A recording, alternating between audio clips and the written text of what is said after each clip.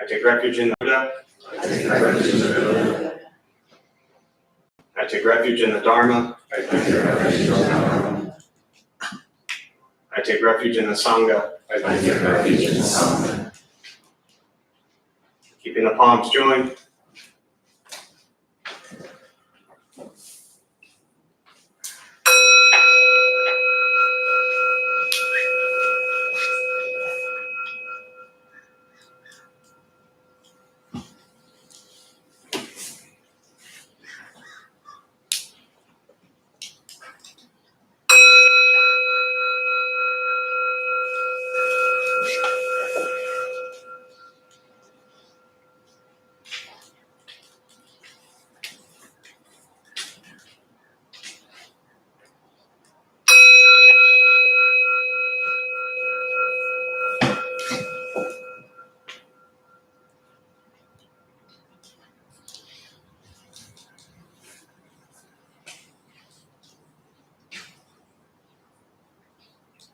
Put the palms down.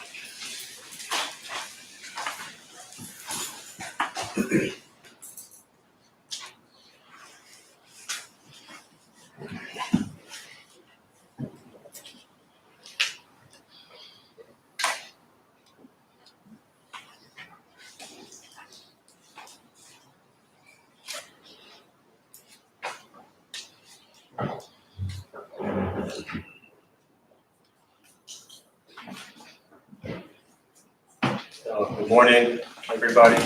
Good morning. Thanks all for being here. You're here for the first time. Those of you who are here for the first time, what brings you here? Anyone want to share? Yeah. Just wanted to learn more about meditation.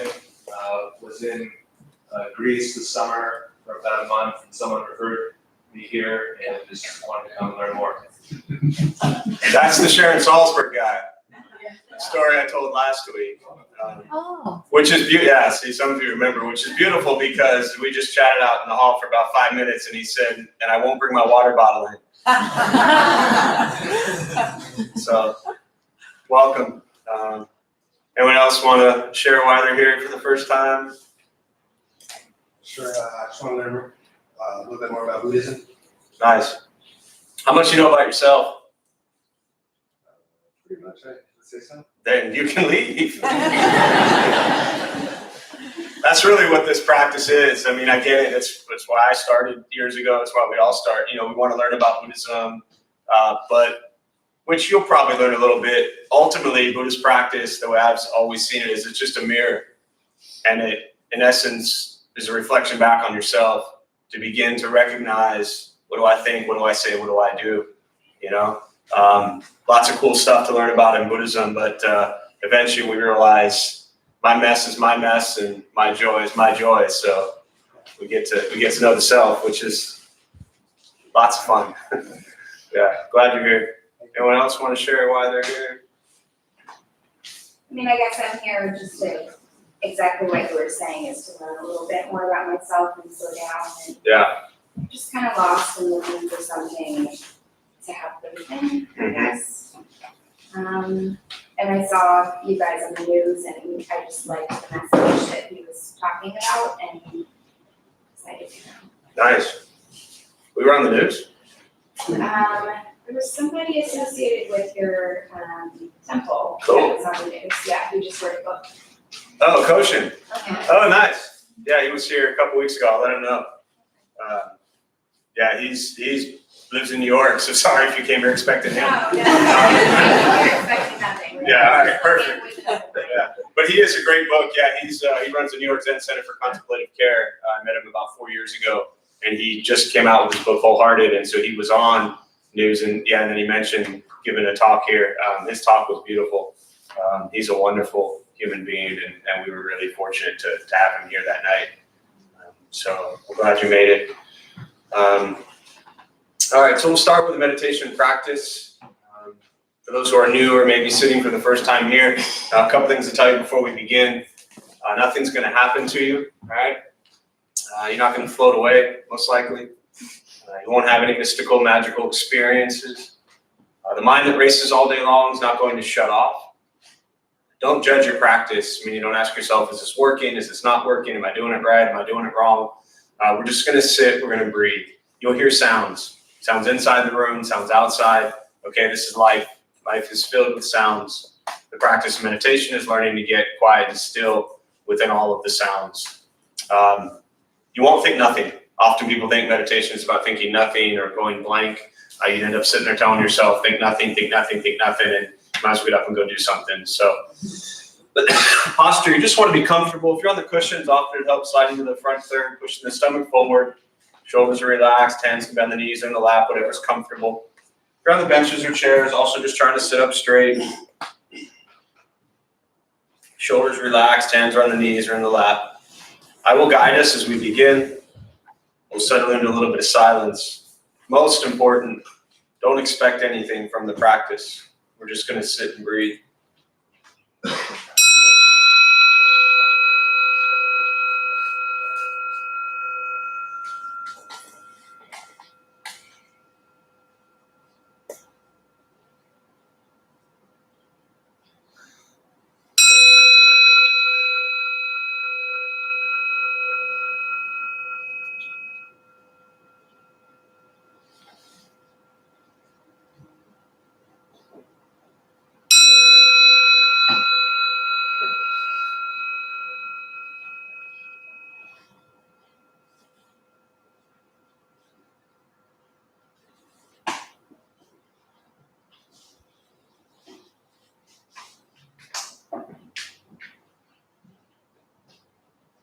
And starting with the eyes closed, if comfortable, or slightly open. Mouth is open or closed. We'll start with taking 3 deep breaths, slowly.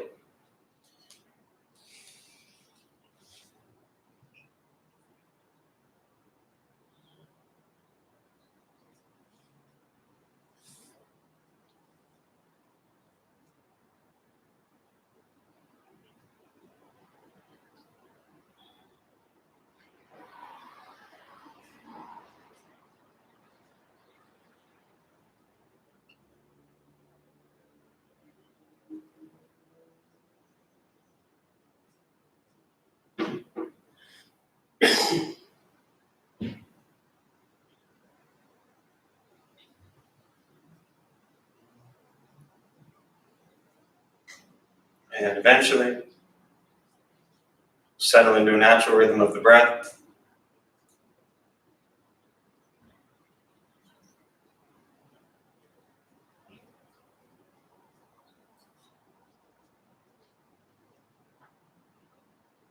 Noticing the mind as it wanders, jumping from thought to thought.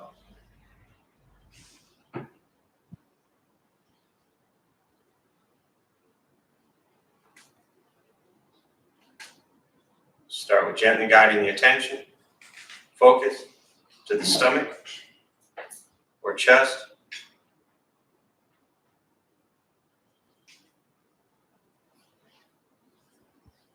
Breathing in,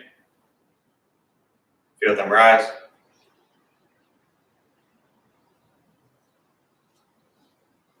Breathing out, they fall.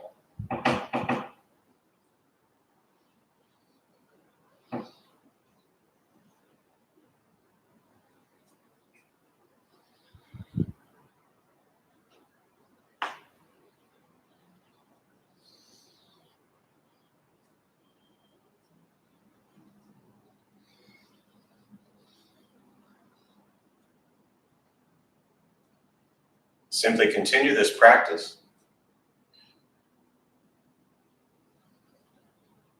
Observing sensation of breath.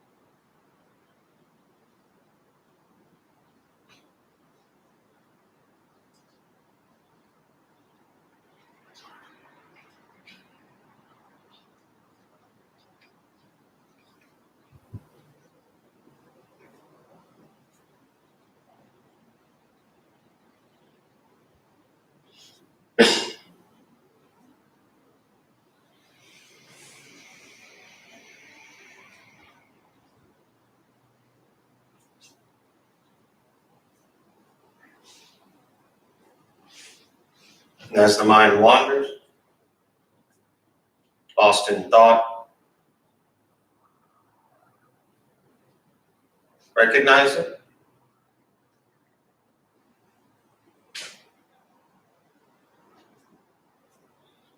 Release that thought.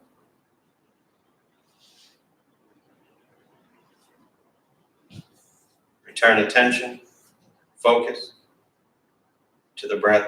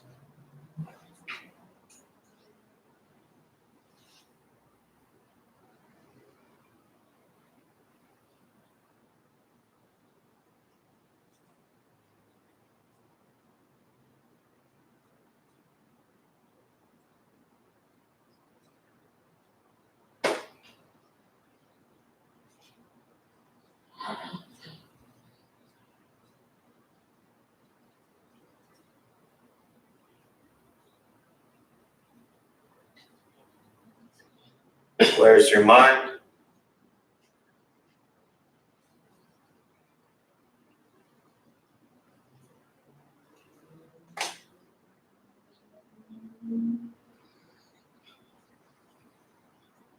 Return attention to the breath.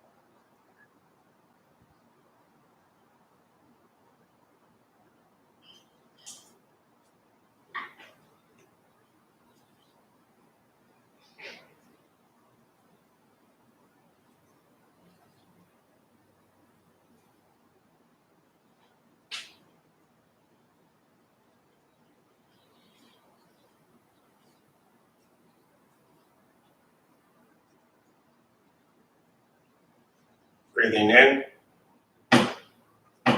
Follow breath in.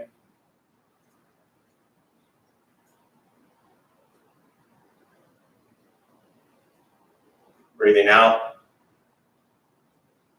Follow breath out.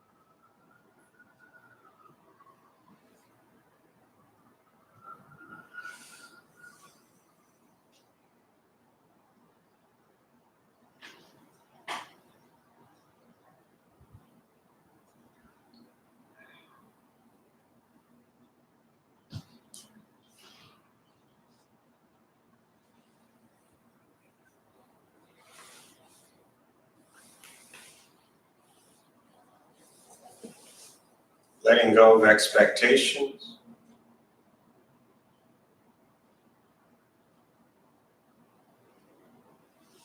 Letting go of judgment from the practice.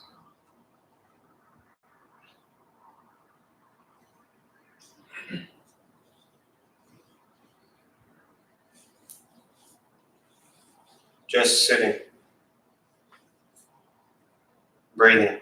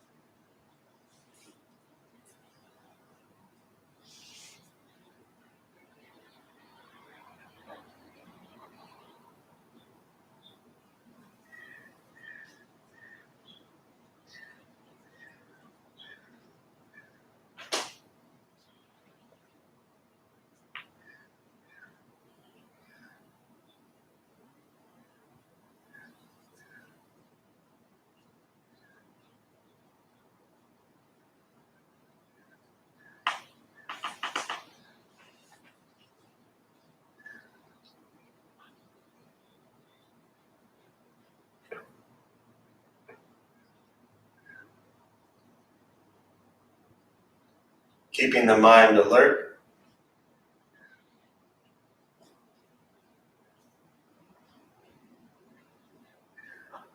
Aware of each sound.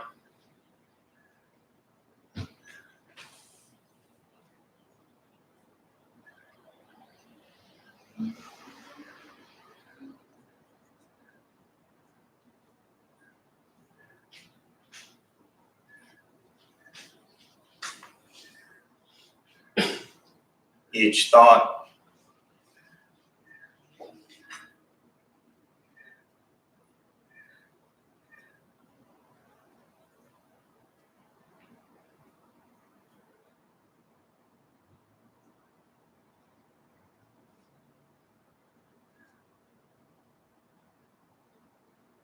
each physical sensation.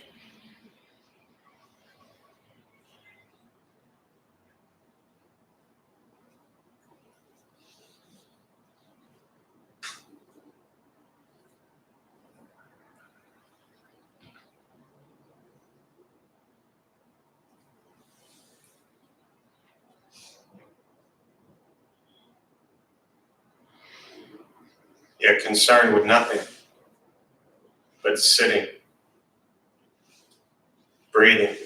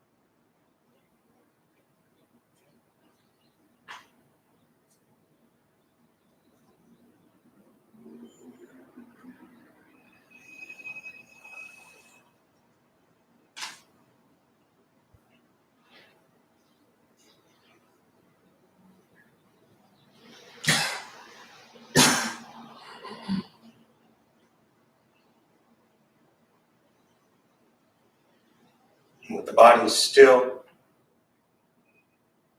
rested,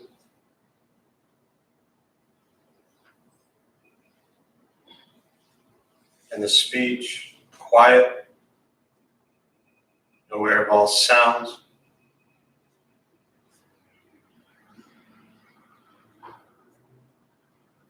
The mind learning to settle.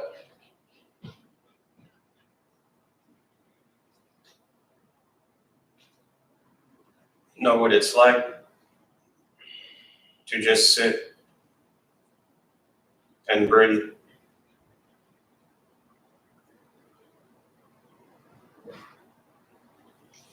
Knowing with each breath, there's nothing else to do.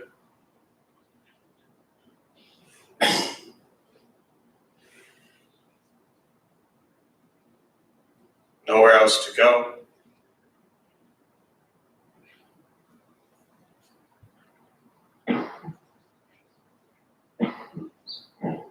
No one else to be.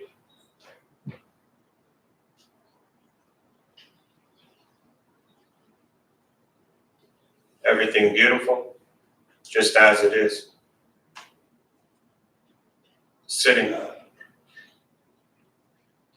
breathing.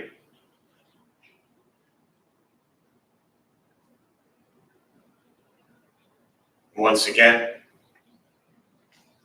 taking 3 deep breaths, slowly.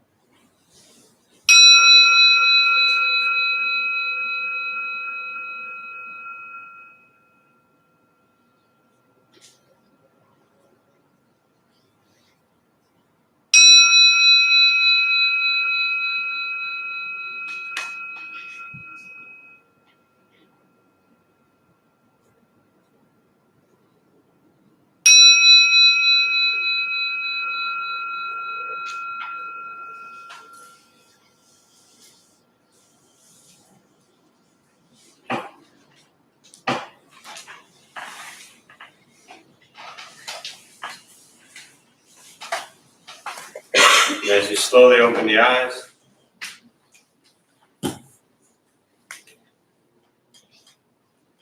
slowly begin to move.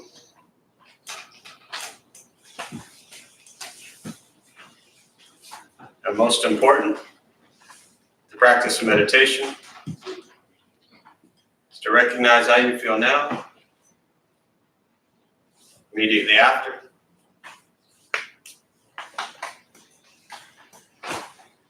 compare this to how you typically feel throughout your day. Recognize the difference, if there is one. Ask yourselves how you prefer to feel every day for the rest of your life. And realize however you feel now, it's quiet, calm, still, or a busy mind, racing mind. Whatever you're sitting with at this moment has nothing to do with anything I said. It's nothing to do with how you sit, the hands or cross the legs. It's nothing to do with the sounds around us or anything else for that matter. It's everything to do with your own mind and your own mind's reaction to an external condition. This is what the Buddha called pratitya samuppada, means dependent origination. This is the basis of the Buddha's awakening. The word Buddha simply means awaken. He was a human being no different than anyone in this room, who began to understand why he suffered, why he got angry, sad, depressed, stressed, anxious. He began to understand the causal relationship of all phenomena. What that means, very simply, for every one of us in this room, regardless where you come from, or what you believe in, or where you think you're going, your whole life is filled with things that happen. You react. More stuff happens, more reactions. That's what you get every day. This practice is simply learning what it's like to respond to something quietly, peacefully, still. Because for most of us, the way we've responded to the last 20 minutes is quite different from how we respond to everything else that's happening throughout our days. So all we're working on is closing the gap toward the way you feel now is closer to how you feel always, just as driven, motivated, productive, successful, whatever that means to you in your respective lives. But with a mind that's steady, clear, focused, distracted by nothing, disturbed by no one. This practice is not easy. Meditation is not necessarily fun. It's not an escape as often people may think it is. If your life is a crazy, hectic mess, meditation is not going to fix it. Meditation will be helping you become aware of why your life is a crazy, hectic, stressed out mess. And then you begin to actually make changes in your life, so your life is less of a mess. Meditation is free. Buddhist practice is free. Sitting, breathing, becoming aware of what you think, what you say, and what you do, and how that impacts your life and the life of those around you. And that's really what it comes down to. I think it's, I'll just say a few things briefly and then open up to questions, but, a few comments or dialogues I had this morning. It's important to understand that this practice, you're on your own. And that's often scary. It can also be extremely liberating. If you know that you have ultimate control over your peace and happiness, that's a really wonderful thing. Unless you're really terrible at doing things that bring you lots of peace and happiness in your life, then you're looking for someone else to do it. And if you're looking for someone else to do it, and you're sitting here, you're in for a long journey. It's ironic because this practice, and as I alluded to earlier with kind of the mirror metaphor, this practice is about looking back at yourself and recognizing that your thoughts, your words, your actions create your reality. And then at the heart of the Buddhist teachings, the Buddha says there is no inherent self. So good luck figuring that one out. Most importantly is to understand that don't put your, at least what I learned from this practice, hopes and dreams and faith in anyone else, anything else. Have some confidence in yourself. Be able to think and say and do the things that are going to bring you a sense of peace and happiness. Nobody else can fix you. Nobody else can save you. You're stuck with the one thing all day long that drives you crazy. It's not the person next to you. It's your mind. And the sooner you learn to have a sense of calmness and stillness and learn to be okay with that mind, then the easier your day is going to be. So, just something to think about. Again, if you're newer to practice or been at this for a little while and still waiting for something to click, there's not much to click. You just go. Often people ask me, Jeff, you've been doing this so long, has anything ever happened to you? Have you ever had that? No. Nothing's ever happened. Nothing's ever going to happen.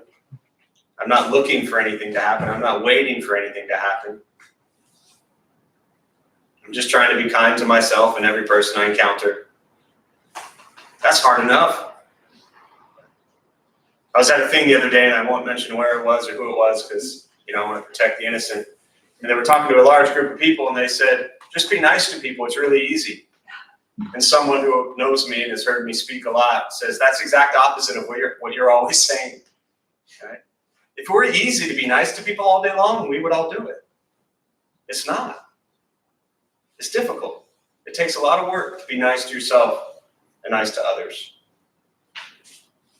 And so this practice is actually work. So I'll stop there and just open up to questions. Meditation, Buddhist practice, anything you're sitting with that I can address, and we'll go from there.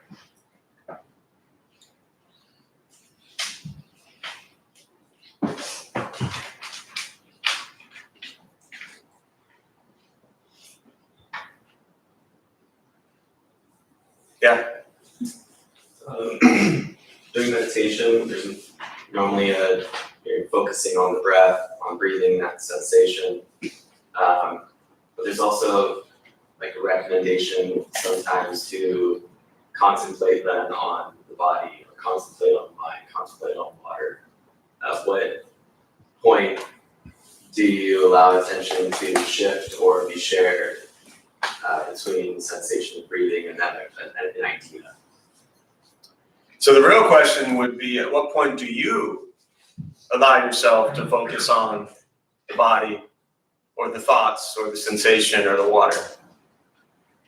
Or do you have that occur and then during meditation ask yourself, I'm focused on water. Should I be focusing on water right now, or should I focus back on the breath? I'm focusing on the body. Should I focus on the body, or should I focus on the breath? Is there any difference in any of that?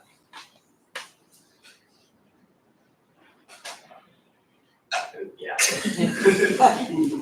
I feel a pretty large difference in kind of this, in splitting attention between the present moment and really allowing your mind to contemplate something, feel it very different. Well, you can't split your attention.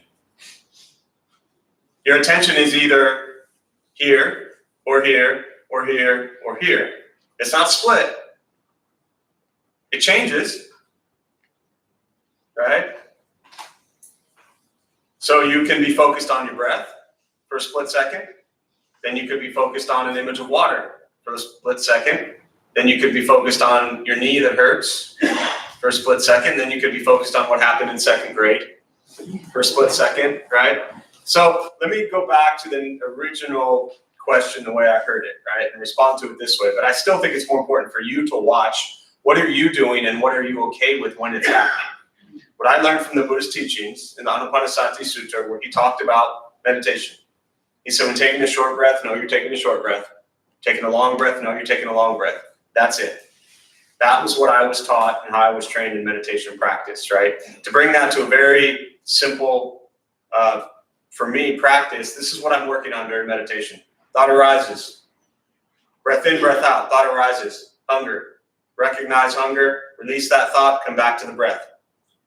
Breath in, breath out. There's that thought of hunger again. Recognize it. Release it. Come back to the breath. That's what I want to do. That's what I'm working on.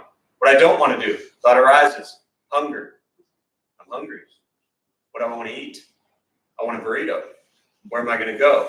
I'm going to go to Pokies. I want chips. I want sauce. I want cheese. Yes, I'd like a water. How much is this going to cost? Next thing you know, from one single thought of hunger, I'm sitting there for 5 minutes thinking about a burrito I want to eat, right? And I'm somehow manipulating that into calling that my contemplative meditation. When all it really is daydreaming, fantasizing, thinking, all of those things, sleeping, all of those things are great and wonderful, but they're not what I know to be a meditation practice. A meditation practice is an intense level of concentration and focus on the present moment.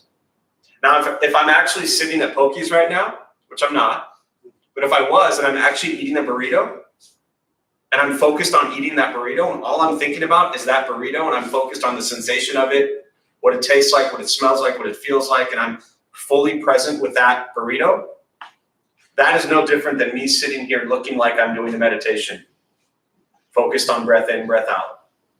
Concentration and focus of present moment, present time awareness. To me, that's the meditative practice.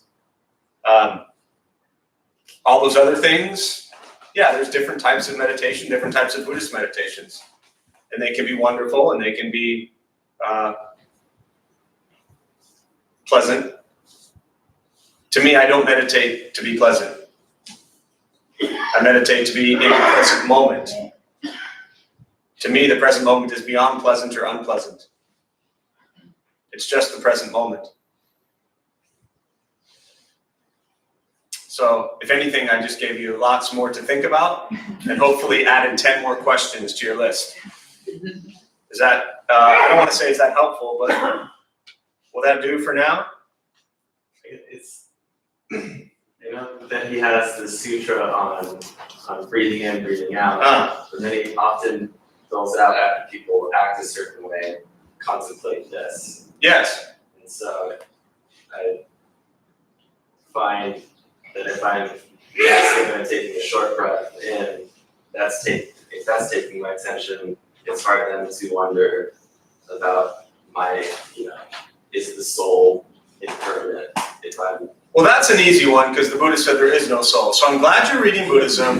I'm glad you're thinking. I'm glad you're trying to figure it all out. Can you go from noon to 5 o'clock today and be nice to people? Yeah. Perfect. Stick with that. Right? I don't view contemplation as meditation. I don't view the Buddhist teachings of contemplation as meditation. I view them as contemplating, thinking, figuring out, analysis, understanding, looking at causes and conditions, which is the entire basis of the Buddhist teachings, right? The Buddha said there is no soul and everything's impermanent. So I wouldn't spend too much time contemplating that, right? This is fun, but I'm going to move on. What's your name? Nicholas. Nicholas. Nice to meet you, Nicholas. Yes. Other questions, meditation, Buddhist practice, the soul, anything else? I have one question. Yes. When you say take refuge in treatment, Yes. Sangha in that context, what does that constitute? Only the learned people or I hope not, because we'd be in a lot of trouble. Sangha at the time of the Buddha was the monks and the nuns and the direct disciples and immediate community of practitioners, right? The monastic Sangha community. Then as Buddhism spread and it was shared with lay people, and here we are 2,500 years later, still looking at the Buddhist teachings, and we come together as a community, right? And we sit, we meditate, we talk about Buddhism, we, feed the homeless, all kinds of things. This is the Sangha. This is our community, right? To me, Sangha is the community of people that you practice with. So how does suppose helps him by taking refuge in me? I'm an ignorant man. So am I. Great. Yes. So I find safety, comfort, protection that you, normal and ignorant man, and myself, Jeff, an ignorant man, we can work together on this journey. Right? I'm not looking for this enlightened being to show me the way. I'm looking for you, the unenlightened person, to show me the way. If you are a mean you know what to somebody, then I get to see that. I get to reflect with that. I get to look at what does that mean in my life. I find safety, comfort, protection, knowing that we can come together day after day, week after week, year after year, and question each other, challenge each other, hold each other accountable, right? I mean, when you show up every Thursday to feed the homeless and prepare sandwiches and come early to help out, right? You are of great benefit to this Sangha, to this community, right? From the people who pick up the bread first thing in the morning and drop it off sometime in the morning, to the people that prepare food in the kitchen first thing in the morning and have it there, to the people who show up early afternoon, 2, 3, 4 o'clock to cut the bread and get food ready to put on sandwiches, to the people who show up at 5 o'clock to make sandwiches, to the people who then go downtown to pass them out, and to the people who receive.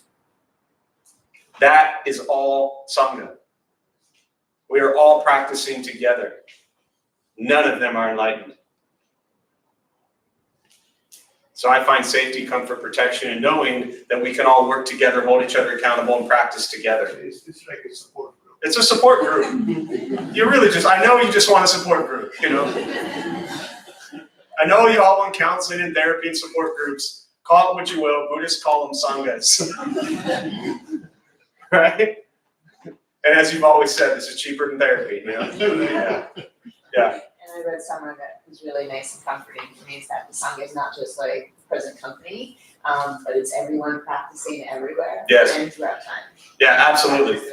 For those who didn't hear, it's not, the Sangha isn't just kind of the present company, but it's everyone practicing everywhere throughout all time, from past, present, and future. You know, you can even,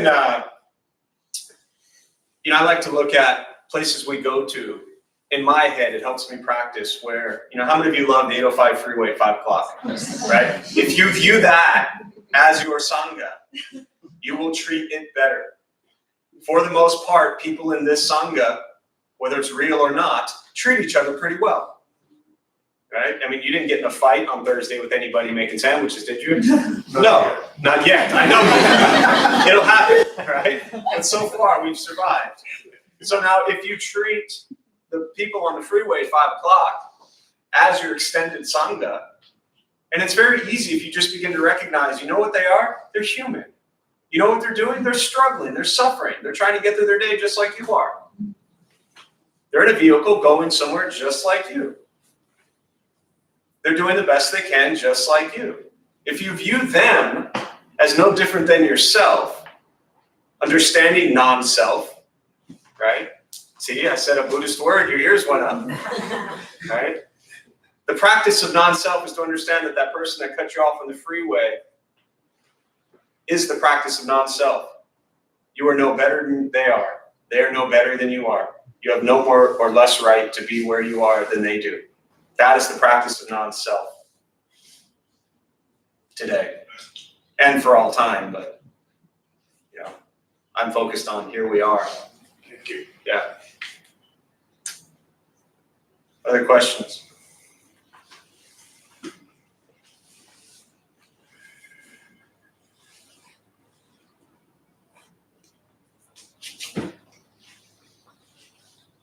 Yeah, I see a hand in the back. Thinking about an answer you gave to a question earlier, sorry, I don't remember your name last bit, about contemplation and meditation. John. You were saying that to you, contemplation doesn't seem like meditation. So it seems to me like you're implying that they're sort of mutually exclusive practices, that they're kind of opposites, I guess, unless you are focusing on what you're contemplating in the moment, which I guess could be arguably meditative, but now just like deeply confused as to the there. Yes, good. I'm glad I have deeply confused you because it shattered any notion of thinking that you or I know anything whatsoever. That's where we begin, right? Now, to back up to the way you said it, the way you said it was that I sounded like meditation and contemplation maybe were different things. To me, they're absolutely 100% different things, right? Contemplation, again, we're looking at semantics here, right? And it depends on how you define contemplation, but I can only speak for me. Contemplation is to contemplate present situation. How did I get here? Well, I got here by walking into this room. How did I walk in this room? Well, I got into this room because I showed up at temple. If I'm going to contemplate sitting here, I'm going to start going backwards, tracing every cause, every condition, every karma, law of cause and effect that put me here right now. And that's going to require a lot of thinking. It's not thinking. As Dogen, a great Zen master from 1200 to 1253, the founder of the Soto Zen school, he referred to meditation as beyond thinking. Meditation is not thinking. Meditation is abiding in sensation of breath to where body and mind fall away. Meditations, and it doesn't mean that contemplation isn't important. But to me, but when I sit down here to do my meditation practice, I'm not trying to count time in my life, but I actually let go of all of that stuff. How many years of your life have you been trying to contemplate things? How's that working for you so far? Right? So contemplate all you want, but once in a while find something where you can just sit and be. What is contemplative meditation? I have no idea. I just know they exist. You can ask Travis on a Thursday, he'll get into it, I'm sure. Contemplating all that. Well, the Sangha piece of it. Yeah. I was contemplating how 2 years ago I wandered in here nostalgic for a place that existed years ago and found this. Oh. And I was so like, this is wonderful. And then having a huge transition in the past year, what you say about being on your own, breathing, none of it made it all go away, but it gives you space to not react. Mm-hmm. Right. So now where I am, far away from the I found in teaching is basically what are rules and regulations in the class. Becoming is what came out. And then my best lesson this week was teaching the kids how to breathe. And I realized I was totally doing it for myself. So everything go away, they used to be where you not react. Yeah. And then here maybe it leads to something else. Beautiful. For like a second. For a second, right? And that second is often more than many of us get in our lives, you know? Congratulations.